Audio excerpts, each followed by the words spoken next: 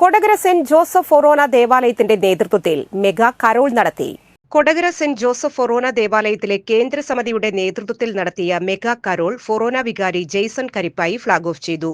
സഹവികാരി സിബിൻ വാഴപ്പിള്ളി, കേന്ദ്രസമിതി president Prince Chittattukarakkaran, കൈക്കാരന്മാരായ Varghese Kombarakkaran, Varghese Thommana, Jose Ookkan, PRO Joyce Thekkumthala എന്നിവർ സംസാരിച്ചു.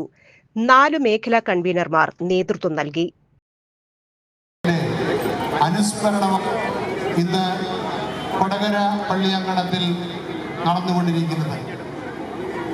ഈടുവകയിലെ കുടുംബസമ്മേളന കേന്ദ്ര സമിതിയുടെ ആഭിമുഖ്യത്തിൽ സംഘടിപ്പിക്കുന്ന മെഗാ കരോൾ ഇവിടെ ഏതാനും നിമിഷങ്ങൾക്കകം ആരംഭിക്കുകയാണ്. യേശുവിൻ്റെ ജനനം നൂറ്റാണ്ടുകളുടെ പ്രതീക്ഷയുടെ സാക്ഷാത്കാരമായിരുന്നു.